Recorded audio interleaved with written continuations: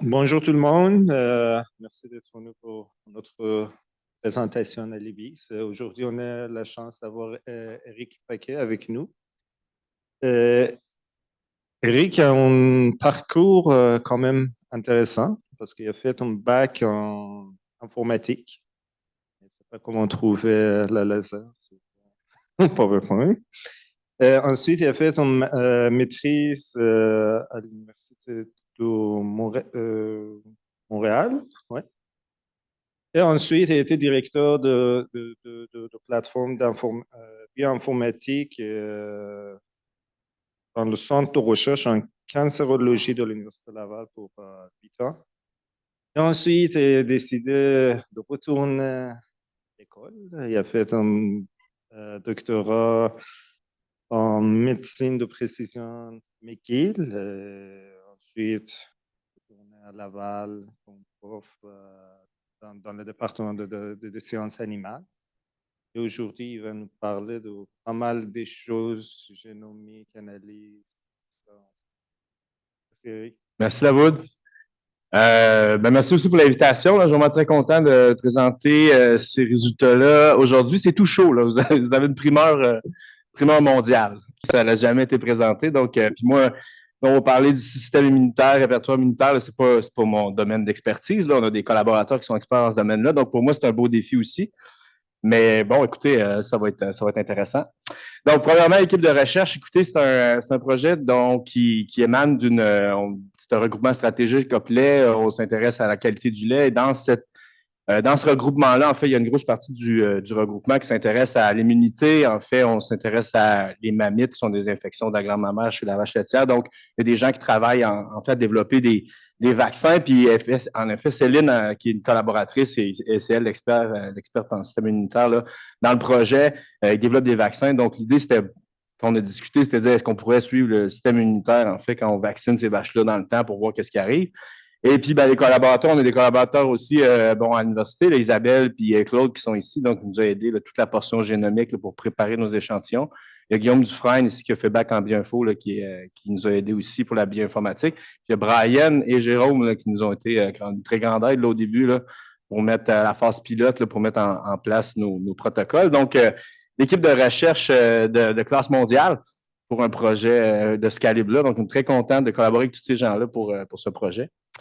Donc, introduction au système immunitaire adaptatif. Là, donc, ce qu'on voulait faire, nous, c'est dire est-ce qu'on peut étudier le système immunitaire des vaches à partir d'un échantillon sanguin. Donc, on prend un échantillon sanguin. Ensuite de ça, on s'intéresse au système immunitaire, l'évolution de ce système-là, mais on va focuser sur un type de cellules en particulier. Là, dans le cadre de cette étude-là, on les isole même, ces cellules-là. Donc, c'est les lymphocytes B. Je vais parler de vaccination, j'ai parlé de pathogènes et tout. Donc, ils sont importants pour les défendre, pour se défendre, en fait. La vache, l'humain, etc. Beaucoup d'organismes qui ont besoin de ces lymphocytes-là pour se défendre contre les pathogènes. Donc, c'est eux qu'on cible spécifiquement là, dans le cadre de cette étude-là. Donc, c'est ces lymphocytes-là qu'on veut étudier. Puis, le but ultime, c'est d'être en mesure, comme je vous mentionnais, d'étudier un peu comment ce système-là évolue en fonction des infections comme les mammites et aussi les traitements qu'on pourrait éventuellement mettre en place comme les vaccins. Donc, c'est le but ultime. Parlons un peu de ces lymphocytes B-là. En fait, ils sont produits là, en grande partie dans la moelle osseuse. Puis, il y a un processus de maturation. Puis, en fait, c'est intéressant ce processus-là. Puis, en fait, moi, je suis arrivé à Play, puis j'ai vu qu'il y avait cette opportunité-là d'étudier le système immunitaire. Mais quand j'étais en Suisse, j'ai fait mon postdoc à l'EPFL, c'était la grosse mode dans ce temps-là d'étudier le système immunitaire. Puis, je trouvais que c'était des données qui étaient quand même assez intéressantes. Puis, c'était une espèce de défi là, qui m'intéressait. Donc, j'étais curieux de faire un projet, en fait, où est-ce qu'on étudiait ces cellules-là. Vous allez voir, il y a une particularité, puis je pense que c'est ce qui fait que c'est intéressant. C'est lors de la maturation, en fait, de ces cellules-là. Donc, tu as tes cellules souches, tes stem cells qui sont à gauche. En gros, ces cellules-là, ils ont comme tout le même ADN. Mais pendant la maturation, il y a un processus, il y a probablement plein de gens qui connaissent ce processus-là, mais c'est ce qu'on appelle la recombinaison VDJ. Donc, l'ADN, on pourrait dire édité pour être certain que tout le monde comprend, mais il y a certaines parties du génome qui sont sélectionnées, en fait, pour faire, dans le processus de maturation. Donc, ici, on a tout le génome, mais pendant la maturation, en fait, l'ADN, elle est modifiée, puis il y a certaines parties qui sont sélectionnées. On va le voir plus tard, là, mais ici, c'est dans ces étapes-là, ici, donc la maturation, c'est l'ADN qui change. Puis ensuite de ça, on a des lymphocytes B qu'on dit matures. Et ces lymphocytes-là, ils peuvent encore être modifiés au niveau de leur ADN. Il y a des mutations qui peuvent être ajoutées. Donc, c'est un processus qui est très dynamique. Ça a des impacts, en fait, sur la diversité du répertoire immunitaire. C'est ce qu'on veut, là. Et idéalement, c'est qu'on veut que notre système immunitaire puisse faire face à plein de pathogènes. Donc, l'idée ici, c'est de créer de la diversité. Et la diversité, de la façon qu'elle est incluse dans ce processus-là, c'est vraiment des modifications au niveau de l'ADN. Donc, il y a ici une sélection des parties de l'ADN, puis ensuite de ça, il y a des mutations qui apparaissent. Donc, c'est ce qui fait la diversité. Et ce qu'on veut, en fait, c'est générer, là, j'en ai mis juste un, là, mais ces cellules-là, ils sont complètement couverts de récepteurs, mais ce qu'on veut, c'est créer une diversité au niveau de ces récepteurs-là, puis c'est ces récepteurs-là qui vont justement répondre aux différents pathogènes donc, nous, ce qui nous intéresse, c'est d'aller identifier quels sont ces récepteurs-là et quelle est l'hétérogénéité de ces récepteurs-là. Là, je fais un zoom sur le récepteur, c'est un peu ce que j'ai ici. Donc, on voit le récepteur. Ce qui se passe, c'est ça que je vous ai dit, c'est qu'on a des portions V, il y en a plusieurs dans le génome. On a des portions D, il y en a plusieurs dans le génome, puis on a des portions J, il y en a plusieurs dans le génome. Dans la première partie de la maturation, on sélectionne au hasard, en tout cas, vous allez voir, ce n'est pas aussi au hasard que ça, mais on sélectionne techniquement au hasard ces portions-là, puis on crée une version d'ADN où est-ce qu'on a ces trois versions-là. Puis nous, ce qu'on va aller étudier plus spécifiquement dans ce projet-là, c'est vraiment l'ARN messager. Donc, ce qu'on t'intéresse, c'est aller séquencer ce bout-là, puis on va aller le séquencer dans plusieurs de ces cellules-là. Il y a deux chaînes. Il y a deux chaînes importantes. Le récepteur ici, il est composé de deux chaînes. On dit la chaîne lourde. Ça, notre projet s'intéresse à la chaîne lourde. Il y a aussi la chaîne légère. Où est-ce qu'il y a un processus de recombinaison qui est à peu près similaire, mais malheureusement, dans le cadre de ce projet-là, on ne peut pas l'étudier, mais il y a des techniques qui ont été mises au point récemment là, avec du single cell. On pourrait aller séquencer à la fois la chaîne légère et la chaîne lourde.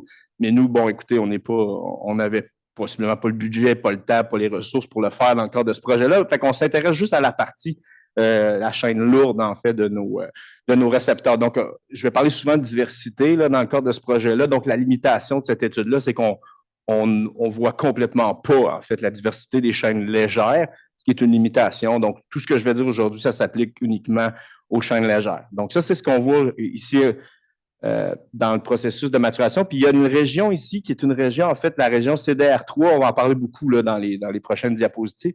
C'est comme la région qui est la plus près de l'antigène. Donc, c'est vraiment cette région-là qu'on veut, c'est cette région-là pour laquelle on veut étudier la diversité. Il y en a plein d'autres régions qui sont importantes, mais c'est celle-là qu'on va focuser aujourd'hui dans les analyses, en fait, que j'ai réussi à faire dans la dernière semaine. Voilà, ça que ça ressemble, en fait, le locus, si on dit. Donc, tout ça, ça se retrouve sur le chromosome 21. En fait, il y a un bout de temps, ils ne savaient pas trop si c'était sur le 11 ou sur le 21. Bon, ils ont fait des études. 2016, on a statué, c'est sur le chromosome 21. Ensuite de ça, on a cartographié. Donc, c'est ça la région, ça se trouve sur un bout du chromosome 21.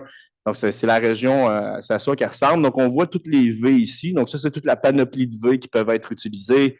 Ensuite de ça, on a les D. On a des D qui sont distribués un peu ici et là, puis on a des J.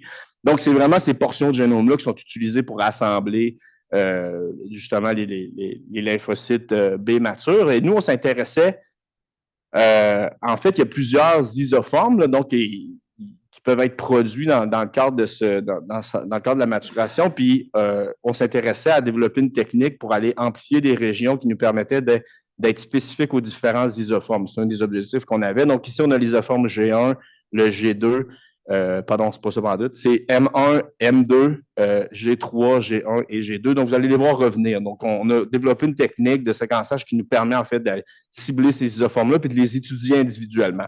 C'est un peu comme la nouveauté qu'on amenait dans le cadre du projet. Pendant la présentation, je vais comparer un peu l'immunité adaptative humaine versus bovine parce que je trouve que c'est intéressant de les mettre en comparaison. La diversité humaine, si on regarde juste le nombre de V, là, je vous ai dit que les V, les D et les J étaient sélectionnés aléatoirement, mais si on regarde juste le nombre de V chez l'humain, il est beaucoup plus grand en fait que le nombre de V chez le bovin. Donc, on a 50 V qui peuvent être choisis, puis on en a juste 12 chez le bovin. Des segments D, on en a 27 chez l'humain et 14 chez le bovin. Des segments J, on en a 6 chez l'humain et 3 chez le bovin. Donc, si on regarde juste en termes de combinaison, combinatoire, comment on pourrait en obtenir, chez l'humain, juste à la base, on aurait comme 8100 combinaisons. Chez le bovin, on en a à peu près 504. Donc, on veut voir que les bovins, de ce point de vue-là, sont un peu limités là, parce on cherche à diversifier nos régions VDJ. Donc, ici, déjà, à la base, il y a comme les vaches sont comme un peu hypothéquées. Pendant la présentation, je vais essayer de suggérer là, comment est-ce qu'elle compense en fait ce déficit-là en séquence VDJ, mais juste garder ça en tête qu'à la base, on a moins de VDJ chez l'espèce bovine. Il y a eu des études qui ont été faites. En fait, c'est rare qu'on voit des papiers d'ancel là, qui traitent des vaches. Donc ici, on a eu un papier d'ancel qui a quand même été qui a eu beaucoup d'influence dans le domaine. En fait, c'est que là, ça touche un peu à l'histoire de la diversité. Là. Pourquoi est-ce que les bovins, comment ils s'en sortent, en fait, pour être aussi divers? Ce qui a été suggéré, puis c'est ce qui a été montré dans ce papier-là, en fait, c'est qu'il y aurait une catégorie de séquences CD3. Là. Quand je dis CD3, c'est vraiment tout le temps cette région-là. Cette région-là, on peut la délimiter. Donc, ce qu'eux ont constaté, c'est qu'il y avait des CD3 qui étaient ultra longs. C'est la seule espèce qui a ces CD3 ultra longs-là. Là. Puis ici, on est en acide aminé. Là. Donc, on a environ des CD3 qui sont en 60 acides aminés. Puis ça ne s'est jamais vu ailleurs. Puis là, ça l'a créé comme comment je dirais, une suite de publications où est-ce que là, les gens suggéraient que la diversité bovine venait des ultra-longs. OK? Puis là, de la façon que je parle, vous voyez que moi, je doute un peu de cette hypothèse-là. En fait, moi, mon hypothèse, c'est plus que à la base, puis là, ici, c'est la distribution de base des CD3. Donc, si vous voyez chez l'humain, la souris, donc les CD3 sont plus courts. Puis comme je vous dis que c'est la plateforme qui reconnaît les antigènes, donc ce qu'on voit, c'est que chez l'humain, c'est plus court que chez le bovin. Donc, ici, on a une plateforme qui est un peu plus longue, mais on a aussi ces séquences ultra longues-là. Donc, moi, je pense en fait que la diversité, elle viendrait plus de là, puis je vais vous montrer pourquoi je suspecte que c'est ça. Puis qu'en fait, les ultra longs, c'est plus comme dans le moment où j'aurais de la difficulté à expliquer à quoi ça sert exactement. C'est comme une anomalie, mais bon, c'est un peu l'état de l'art. Et ben là, je vous ai parlé de la diversité pouvait venir de la sélection des V et des D et des J, mais il y a aussi un processus qu'on appelle l'hypermutation somatique. Donc, dans le processus de maturation des lymphocytes B, on sélectionne les V et des J, puis à un moment donné, là, il y a un mécanisme qui se met en place, là, puis il y a des mutations qui sont générées en fait dans l'ADN. Donc, ici, on peut voir, là, ça, c'est notre sélection CD3. Donc, à un moment donné, ici, en anglais, c'est somatic hypermutation. Donc, il y a ce processus-là qui entre en ligne de compte. Donc, ça génère aussi un niveau de diversité là, au niveau de la séquence CD3. Donc, juste garder ça en tête. Donc, est-ce que la diversité, en fait, ici, bovine, imaginez que, par exemple, le mécanisme qui engendre des mutations chez le bovin, il en engendre encore plus que chez l'humain, bien là, la diversité pourrait venir éventuellement de ça. Puis là, ben là, je n'entre pas dans les détails, là, mais il y a plusieurs cancers qui sont créés, en fait, à cause de ces mécanismes-là qui sont dérégulés. Donc, c'est peut-être pas une bonne idée nécessairement d'avoir un mécanisme où est-ce qu'on a plus de mutations qui sont engendrées. Mais bref, c'est toutes des hypothèses là, qui pourraient expliquer pourquoi, en fait, est-ce qu'on a une grande diversité chez le bovin, étant donné qu'on a notre répertoire de nos séquences VDJ, on en a si peu. Donc, je vous ai parlé du processus de maturation, donc je récapitule ça un petit peu. Donc, on a cette section-ci où est-ce qu'on sélectionne nos VDJ, mais à un moment donné, il va y avoir une expansion clonale, justement, quand l'antigène est présenté. C'est là qu'il va y avoir l'hypermutation somatique. Donc, on a nos lymphocytes ici où est-ce qu'on a des séquences VDG qui sont définies. Puis ensuite de ça, mais il va y avoir une expansion clonale quand ils vont rencontrer le pathogène à nouveau, puis il va y avoir une expansion du lymphocyte. B, il va y avoir une deuxième ronde de modification. C'est là qu'on va voir l'hypermutation somatique. Donc, ce processus-là, de gauche à droite, crée la diversité. Donc, si on rencontre des pathogènes et puis on ajoute des mutations dans le processus. Donc, c'est un peu l'idée.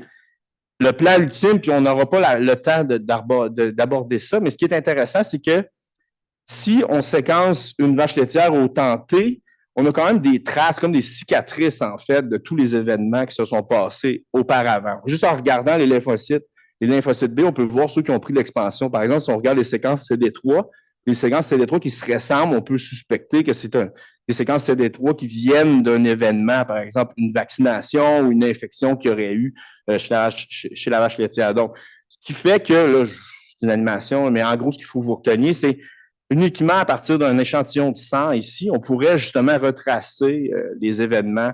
Puis ça, c'est un peu inspiré. Moi, je travaillais sur le cancer, on ne l'a pas mentionné, mais on peut retracer l'évolution des tumeurs un peu comme ça, là, en regardant les clones. Donc, c'est un peu inspiré de cette idée-là. Donc, avec un échantillon autant T, on pourrait justement reconstruire l'historique. Mais là, on n'est pas encore là. Vous n'aurez pas de résultat là-dessus, mais c'est un peu l'idée.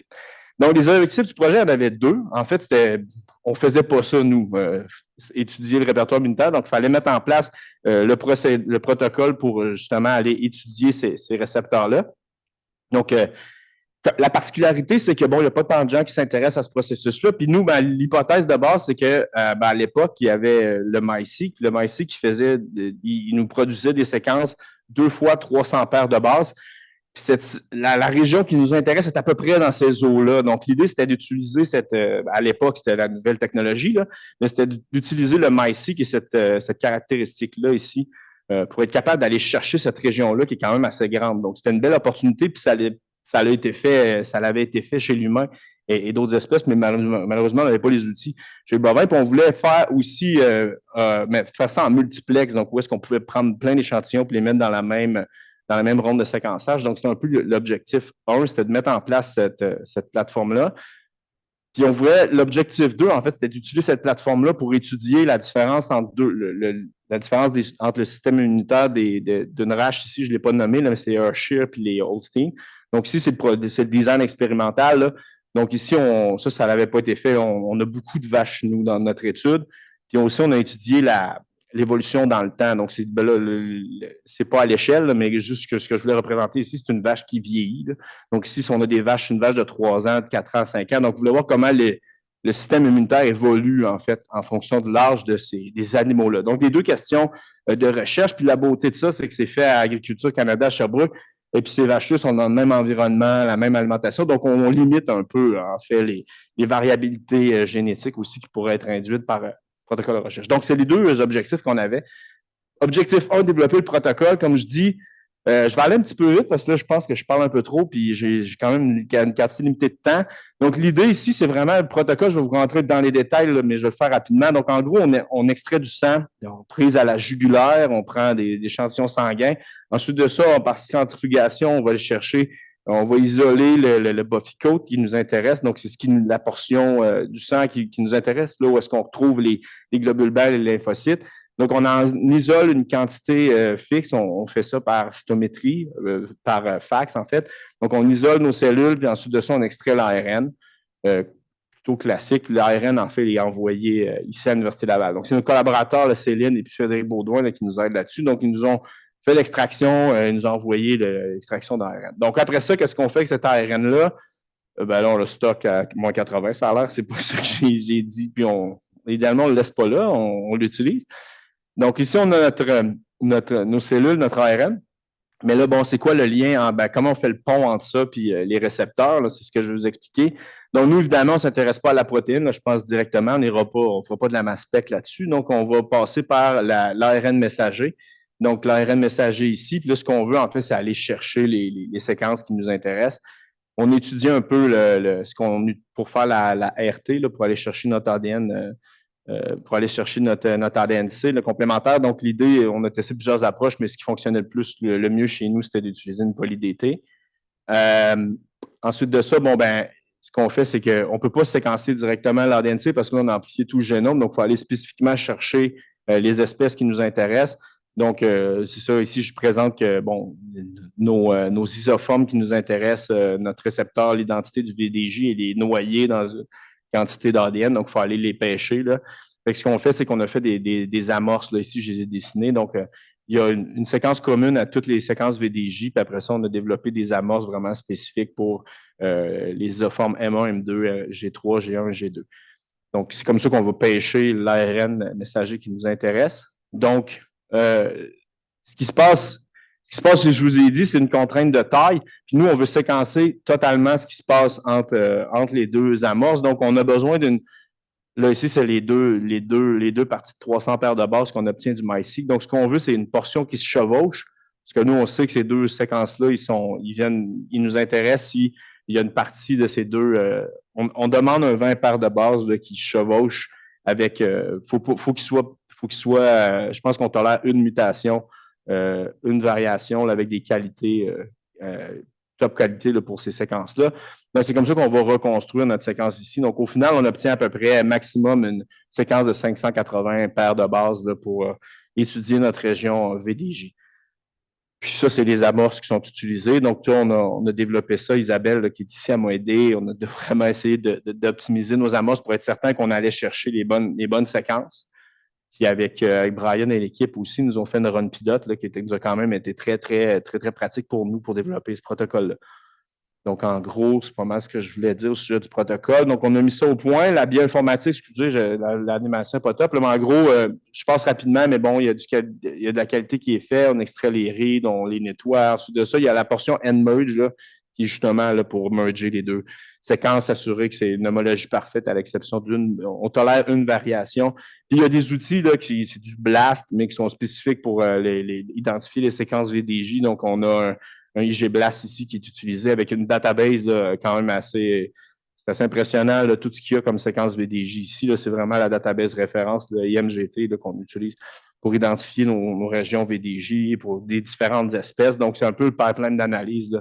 Puis là, ben, moi, je prends c'est là que je pars, là, moi, avec l'analyse que je vais vous présenter. Good. Donc, l'objectif 2, étudier la différence. Donc, c'est vraiment ça ce qu'on va regarder là, dans les prochaines minutes. Donc, je vous donne un peu l'idée du nombre de séquences qu'on peut obtenir. Là. Donc, par vache laitière, combien, en fait, de séquences VDJ on peut aller chercher. Donc, on a fait une run chez Brian là, avec MySeq, 2 fois 300 paires de bases.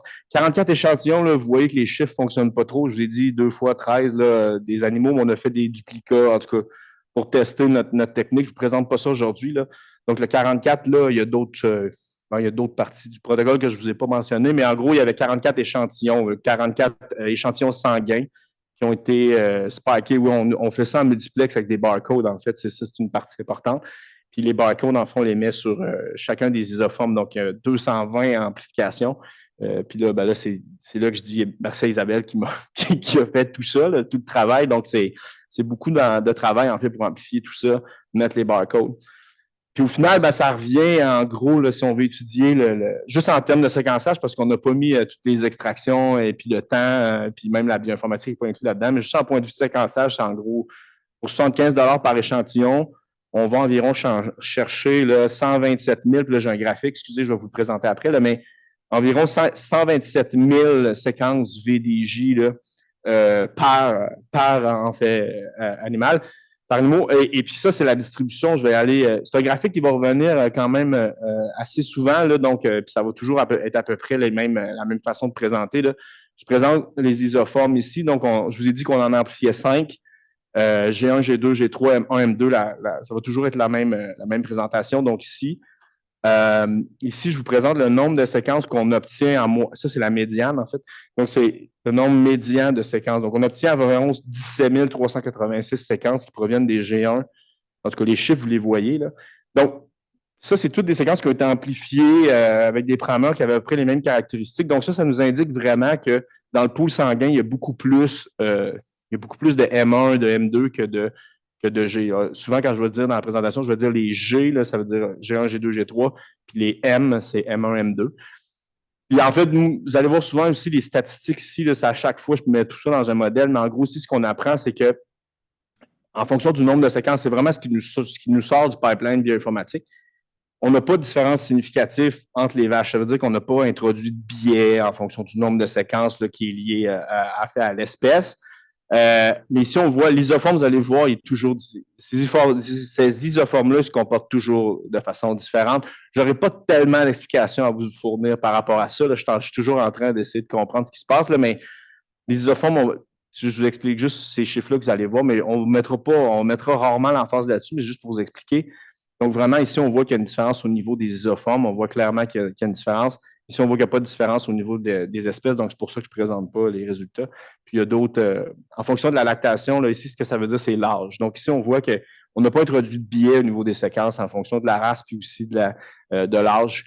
Mais essentiellement, ici, on voit une bonne variabilité au niveau des isoformes. Donc, c'est en gros ce qu'il faut retenir. C'est à partir de ces séquences-là, en fait, qu'on part pour les analyses qui vont suivre. Donc, première question.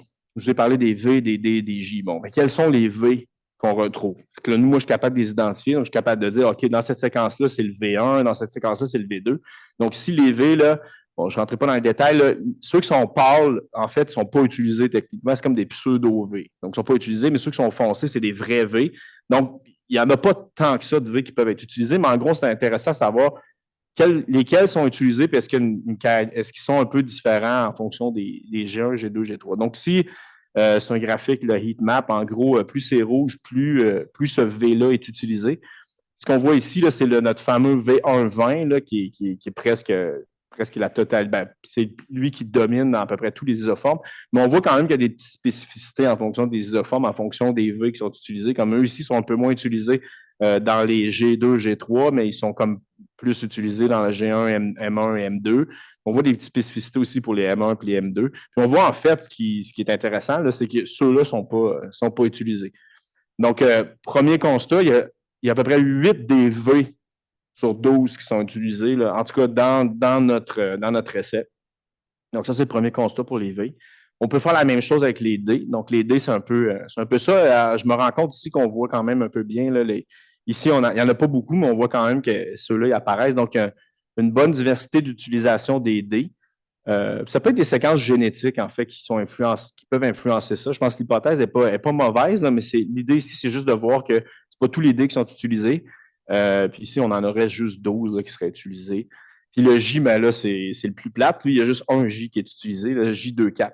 Là, je vous dirais que rendu là, en fait, la nouveauté, c'est que nous, on le voit au niveau des isoformes, mais nous, on n'aura pas de prix Nobel pour cette partie-là de l'étude, OK? Parce que ça, c'était déjà démontré. Mais en fait, si je reviens au niveau de mon histoire de diversité, là, quand on regarde la combinaison, étant donné qu'on a le J, c'est toujours le même. Donc, vous le savez, le J, c'est lequel? C'est toujours le 2,4 qui est utilisé. Donc là, nous, ce qu'on a fait, c'est qu'on a étudié la combinaison entre les V et les D. Puis ici, on voit, là, regardez bien, là, c'est que je vais prendre un exemple qui est quand même intéressant. Ça, je n'ai pas d'explication, mais bon, ça a l'air que pour le G2, là, on a un enrichissement là, pour du. Là, je suis un peu croche, c'est difficile. Le 1,3 puis genre 1,14, lui, ben, il y a 10% des reads qui viennent. C'est une particularité, là, j'aurais pas d'explication pour vous aujourd'hui. Mais l'idée ici, c'est de voir en fait que, regardez les patrons de rouge, tout ça, c'est trié de la même façon. Donc, on peut voir ici, par exemple, si on compare, par exemple, le G1 avec le M1, c'est qu'on voit que l'utilisation, elle n'est pas identique. Okay? Donc, même si ça provient des mêmes D et des mêmes V, en fonction de l'isoforme, on peut changer, en fait, l'utilisation de ces D et de ces V-là. Mais ce que je voulais vous montrer aussi, c'est que ça, c'était l'étendue des combinaisons V et D qu'on avait, mais vous voyez qu'on se limite quand même uniquement à une petite portion. Donc, je vous ai parlé des 504 combinaisons possibles. À peu près environ 64, en tout cas quand on focus sur ces isoformes-là, environ 64 de ces combinaisons-là qui sont utilisées. Donc, 12% du potentiel qui est utilisé uniquement. OK? Donc, je ferai un petit retour là-dessus. Là. Mais en gros, gardez ça en tête. C'est qu'on a tout ce potentiel-là, mais au final, on ne l'utilise pas au complet. Donc, c'est rien pour aider la diversité. Donc, là, je passe à une autre partie. Je vais vous faire un résumé de tout ça à la fin. Là. Donc, ça, ma transition n'est pas très, est un peu rough, là. Mais là, on va passer à une autre partie de ce qu'on peut étudier avec ces séquences-là. Donc, je vous ai parlé de la région CD3. Nous, on est capable de l'identifier. Donc, cette taille, là, je vous ai montré qu'il y avait des graphiques, là, parce que c'était intéressant d'étudier la taille de cette région-là. Donc, comment est-ce que la taille de cette région-là, elle évolue dans notre jeu de données? Donc, qu'est-ce que je dis ici? Donc, je vous répète un peu la même chose, mais ça c'est un peu en référence avec ce qui a été montré avant. Donc, la taille des CD3 bovins, là, ici, là, est à peu près, elle est plus élevée que chez l'humain. Puis, on a aussi ces CD3 longs, là. Ici, on va focuser, je pense, si je me rappelle bien de ma présentation, on commence avec, ça, c'est la distribution des CD3. Là, en fait, ce qu'on veut, c'est essentiellement reproduire ce qui est présenté ici. Donc, on voit que notre boss, elle est un peu la même chose. On est autour de 25. Là, j'aurais dû vous le pointer, là, mais on est à peu près autour de 25. Puis ça, ici, ce n'est pas un artefact de mon graphique. C'est qu'il y a des séquences longues, puis on les détecte nous aussi, mais en très, très, très petite quantité. Puis c'est ça qu'en fait, je me disais, si la vache laitière elle dépendait de toutes ces régions longues-là pour se défendre, elle serait mal barrée, là, dans le sens que il n'y en a pas tant que ça. T'sais. Fait que dans le fond, moi, je pense que c'est vraiment l'immunité, elle tient plus à ces séquences-là ici qu'à ces séquences longues-là. Puis en fait, si on veut les voir, il faut zoomer. Là. Là, ben, quand on zoome, c'est ça. Ce qui se passe, c'est qu'on voit en fait que ça, c'est une nouveauté de l'étude. Étant donné qu'on est au niveau des isoformes, on est en mesure, ça n'a pas été montré tant que ça, là, je vous dirais, on est en mesure de montrer qu'en fait, ces isoformes longs-là proviennent des isoformes M1 et M2. C'est juste les couleurs ici, vous voyez, là. Il y en a un petit peu qui apparaissent dans les autres isoformes, mais essentiellement, c'est du M1, M2. OK, donc, nous aussi, on est capable de reproduire ça, mais on n'en a vraiment pas beaucoup là, comparativement à tout le reste. OK? Puis là, on a focusé en fait sur ce CD3 long-là. On les a analysés spécifiquement.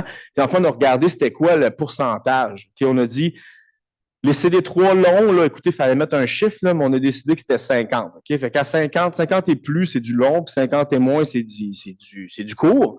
Puis en fait, on les a comptés. Puis là, ici, c'est la fraction en pourcentage. Le 0,4, c'est 0,4 OK? Donc, 0,4 de tout ce qui est séquencé là, pour les IG1, IG2 et puis M1, M2. Donc, ici, on voit là, que si on focus uniquement sur les isoformes M1 et M2, puis là, on voit une différence en fait de l'espèce. Puis je n'aurais pas d'hypothèse. L'hypothèse, c'est que c'est génétique. Il y a peut-être des variants génétiques qui fait que chez notre Holstein, là, en fait, on voit que chez l'Holstein, il y en a un peu moins.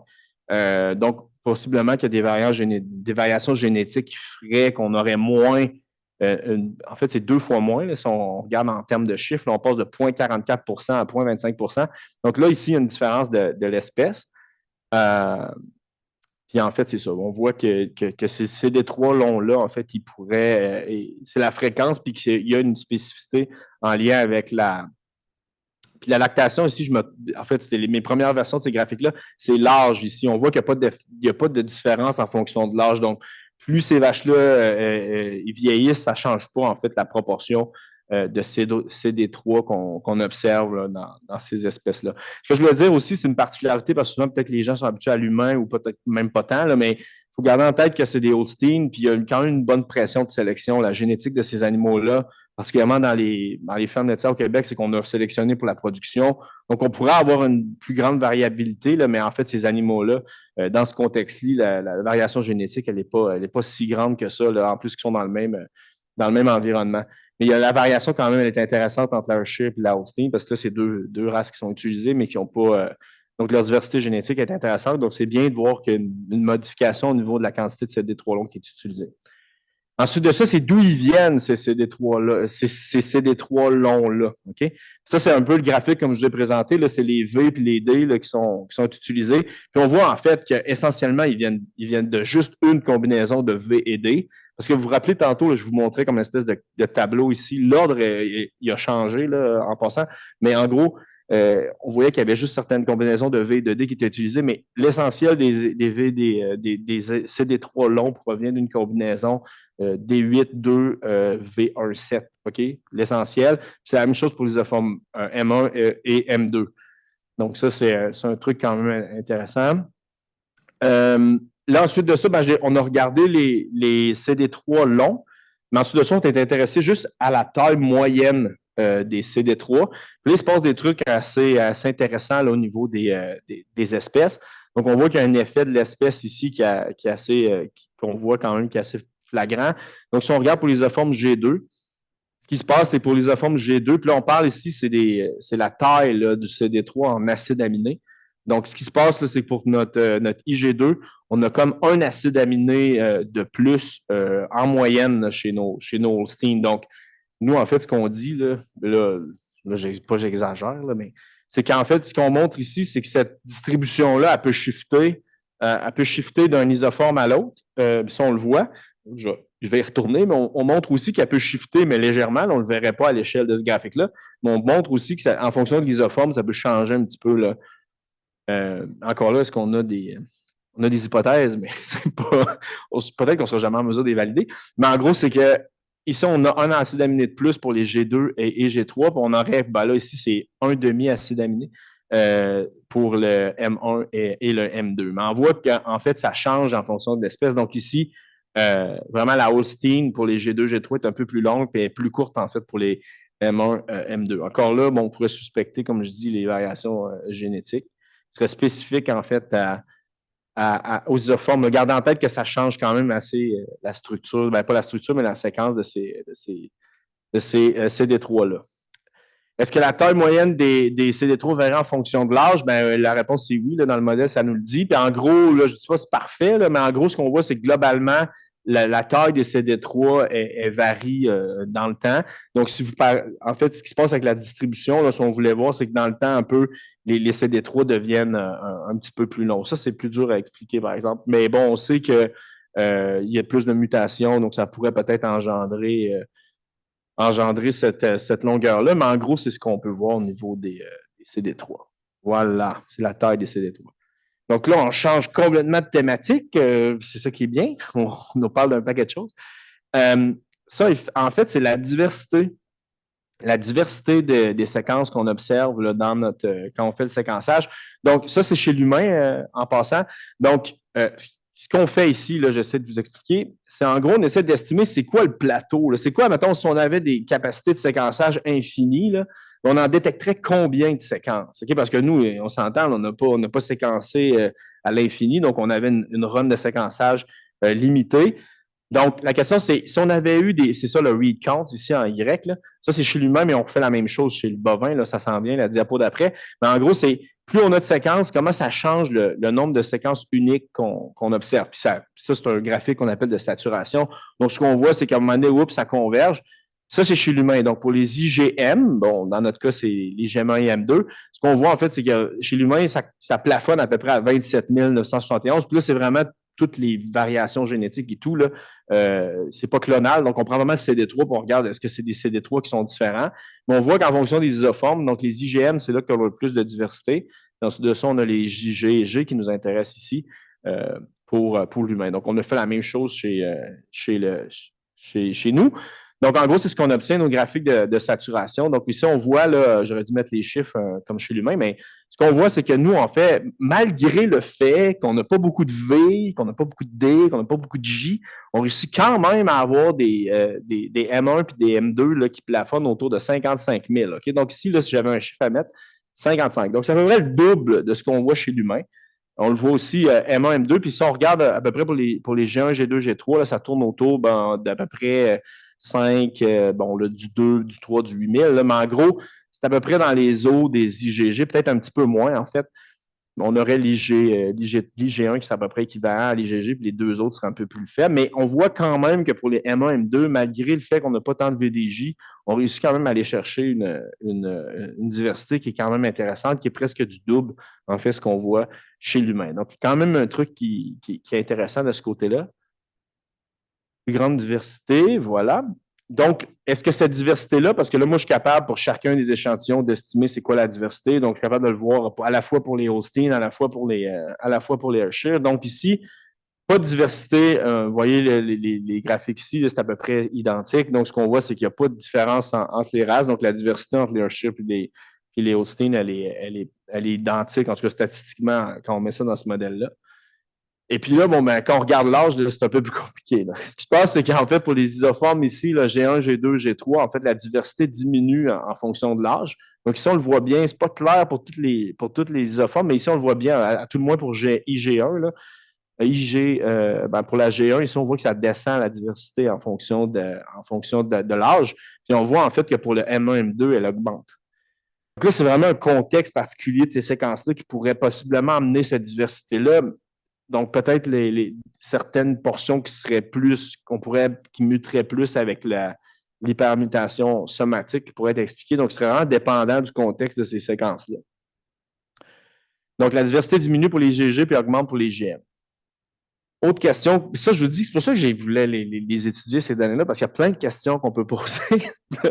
Fait que là, une autre question qu'on peut poser avec ces séquences-là, c'est quelle partie, parce que là, moi, je génère mes CD3, Steve génère ses CD3, Claude génère ses CD3, mais est-ce qu'on génère des CD3 qui sont partagés? C'est ce qu'on appelle le répertoire public, en fait. Donc, est-ce que malgré cette hétérogénéité-là, cette stochasticité-là, est-ce que nous, on partage, en fait, une partie des CD3? Puis ça, en fait, c'est ce qui a été fait chez l'humain. Donc, chez l'humain, ça, c'est les CD3 qu'eux, ils ont identifiés. Puis, en fait, ils ont montré qu'entre trois humains là, qui sont non apparentés, là, ils partagent, en fait, 0,2% de leur CD3. Et puis ça, c'était surprenant parce que c'est plus que ce qui était attendu étant donné le contexte là, du développement de ces séquences-là. Donc, nous, notre question qu'on s'est posée, en fait, c'est qu'est-ce qu'on obtient, nous, chez le bovin, en gardant en tête que c'est quand même des animaux qui sont aussi quand même assez apparentés. Donc, ici, ce qu'on voit, c'est que nous, là, ici, le chiffre, c'est 0,2. Puis nous, en fait, c'est 10 ordres de magnitude en fait en dessous de ça. Donc, c'est 10 fois moins, en fait, de répertoire qui est partagé. Puis on voit qu'en fait, que le partage du répertoire, il évolue en fonction des isoformes. OK, donc ici, on est à un chiffre à peu près à 0,03. Donc, 0,02, c'est 10 fois moins exactement. Donc, ici, on voit que le répertoire public chez le bovin est beaucoup plus bas que ce qui est attendu chez l'humain, malgré la diversité des VDJ. Et malgré aussi le fait que c'est des animaux qui partagent quand même une génétique parce qu'ils sont élevés dans le même environnement, mais souvent, ils partagent une génétique. C'est un peu bizarre qu'on soit à ce point-là en dessous au niveau du répertoire qui est partagé. Donc ici, ce que je voulais amener comme hypothèse, puis écoutez, c'est quand même juste aussi intéressant de savoir qu'il y a quand même une particularité chez le bovin, c'est que le transfert d'immunité, bon, si on regarde chez l'humain, il y a le transfert d'immunité qui est à deux niveaux. C'est pendant la grossesse, en fait, la mère elle partage une partie de son immunité avec son fœtus via le placenta. Donc, le placenta laisse passer les IG, bon, les immunoglobulines, si on ne veut pas les nommer. Donc, ça veut dire que le fœtus est exposé au système immunitaire de la mère pendant la grossesse. Puis aussi, il y a le colostrum là, qui vient après justement la naissance. Donc, l'enfant il va consommer le colostrum qui est plein d'immunoglobulines. Donc, il y a deux sources, en fait, c'est comme le système immunitaire de base chez l'humain. En fait, il vient de deux sources. Ce qui arrive chez le bovin, en fait, c'est que le placenta, il ne laisse pas passer les IgG. Donc, ce qui se passe, c'est que le veau, quand il naît, lui, il n'a pas été exposé pendant toute sa grossesse au système immunitaire de sa mère via le placenta. OK? Donc, ce qui se passe, c'est que toute cette exposition-là, elle est inexistante, ce qui ferait que le répertoire immunitaire de ces animaux-là, public, partagé, pourrait être plus grand. C'est en fait, il est un peu inhibé à cause du fait qu'il y a ce partage-là d'immunité qui n'est pas mis en place lors du placenta. Donc, ce que je disais ici, c'est que chez le bovin, on perd une partie de l'historique immunitaire, en fait, de la mère à cause de ce phénomène-là. Puis moi, on a des projets, justement, chez le veau laitier, on le sait, on le sait bien, là, que le système immunitaire des veaux est déficient. C'est pour ça que c'est super important de donner du colostrum en bas âge à ces animaux-là, parce qu'ils n'ont essentiellement pas de système immunitaire, justement dû au fait qu'ils n'ont pas été exposés via cette barrière-là au niveau du placenta. Donc, c'est un peu l'hypothèse que j'ai par rapport à ça, là, par rapport à ce résultat-là. Pourquoi que le répertoire commun, il est aussi bas? En fait, c'est un peu dû à possiblement des spécificités de ce type-là. J'ai aucune preuve de ça, mais c'est possiblement mon hypothèse. Et puis là, je pense que mes dernières diapos, puis la présentation se termine dans pas longtemps, mais on s'intéressait aussi à l'hypermutation somatique. On voulait la quantifier, en fait, savoir à quel niveau elle est chez le bovin, puis encore le comparer au niveau humain. Donc, comme je vous l'ai dit, là, il y a la recombinaison VDJ, puis ensuite de ça, pouf, la première ronde de spécification, la deuxième ronde de maturation, c'est là qu'on engendre des mutations au niveau des régions CDR3. Donc, est-ce qu'on peut quantifier ça? Là, je vous montre un peu chez l'humain. Chez l'humain, en fonction de l'âge, là, ici, là, ça, c'est le somatic hypermutation. Donc, on voit qu'on est à peu près autour de 6-8 %. Donc, c'est 6-8 % de mutations qui sont ajoutées. Puis là, ben, nous, on peut le quantifier avec ces séquences-là. Boum! Donc, nous, où est-ce qu'on se trouve? C'est à peu près ici. Donc, nous autres, le SHM, là, dans le cas des isoformes, puis là, vous voyez, il y a encore là des isoformes spécifiques. Mais autour de 10, OK, en fait, pour au niveau de 10 pour les isoformes G, puis ensuite de ça, c'est autour d'à peu près 8 pour les isoformes M1. Donc, ça ressemble à peu près, le niveau des M est à peu près au niveau de ce qu'on retrouve chez l'humain, mais les G est un petit peu plus élevé. Donc, de ce cas-ci, c'est comme si on mutait plus pour ces isoformes-là. Donc, c'est ça. Donc, ça, c'est la fin des analyses. Ce que je peux vous dire, c'est qu'on peut en faire encore plus. Donc, peut-être que ça va vous stimuler votre intérêt. On peut étudier les profils de mutation. Donc, souvent, les mutations ne sont pas aléatoires, sont engendrées dans des contextes spécifiques. Donc, il y a des outils pour étudier ça. On n'a pas eu le temps de se rendre là dans nos analyses dans la dernière semaine. Donc, il y a aussi la clonalité. On peut regarder un peu ces CD3-là, comment ils se ressemblent les uns les autres. Puis c'est là, en fait, la clonalité, c'est là que c'est intéressant parce que c'est là qu'on peut garder une trace des infections passées et tout. Donc ça, la clonalité, bon, c'est des outils qu'on est... En fait, ça roule, ces analyses-là. Je pensais avoir le temps, mais non. Malheureusement, on n'a pas obtenu ces résultats. Donc, ces analyses qui s'en viennent, puis ensuite de ça, ben, des projets avec Céline là, pour étudier l'évolution de ce système immunitaire-là. Mais on a une belle plateforme, puis maintenant, on est capable d'étudier ces résultats-là. Mais je vais faire un résumé assez rapide là, de tout ce qui a été présenté là, en lien avec la race. Là, on voit que les CD3 longs, là, ici, il y en a un peu moins chez l'autre team, puis la fréquence n'est pas si grande que ça. Puis que la taille des CD3, en fait, elle évolue, elle évolue elle est différente. La taille, pas le pourcentage des CD3, mais la taille des CD3, elle évolue en fonction de la race, mais il n'y a pas de différence au niveau de la diversité des mutations hypersomatiques. En fait, le répertoire public non plus. Mais ça, c'est les différences en fonction de l'âge. Puis ça, ici, bon, probablement que le suspect le plus grand, c'est vraiment les variabilités génétiques, là, les génotypes de ces deux vaches-là qui pourraient engendrer toute cette diversité-là. L'âge, c'est plus complexe un petit peu, je vous dirais. Donc, on voit qu'il y a quand même des effets de l'âge là. Je ne rentrerai pas dans les détails parce que je vais terminer avec cette diapo-là, juste pour faire un petit peu le tour. Donc, je vous ai dit que par rapport à l'humain, la vache laitière a beaucoup moins de V, de D, de J. Puis en fait aussi, c'est que les animaux n'héritent pas de la diversité de leur mère. Donc, vraiment double strike là, pour les bovins. Par où est-ce que ça pourrait être compensé? On aurait pu suspecter l'hypermutation, mais on voit que pour les M, c'est à peu près similaire à l'humain, peut-être un peu plus haut pour les M1. Mais en fait, l'hypothèse, selon moi, qui est la plus probable, là, puis le résultat, il est ici, puis on avait déjà été présenté. Définitivement pas les longs. En tout cas, moi, les longs, c'est vraiment une anomalie. À quoi ça sert? On ne les voit pas plus. Il y aurait eu des expansions. Si c'était ça qui n'est pas important que ça, on les verrait beaucoup plus.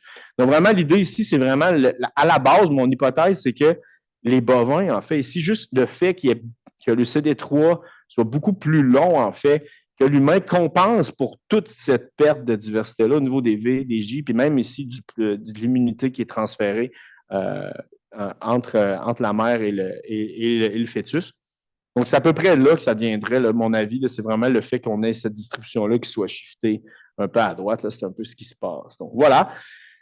Remercie à toute l'équipe, Opley pour le financement, donc Céline, Frédéric, Isabelle, Claude là, pour tout ce qui a été fait pour la préparation, l'amplification, les amorces, donc beaucoup de travail qui a été fait de ce côté-là. Brian et l'équipe et Guillaume aussi pour les analyses. Donc, merci beaucoup.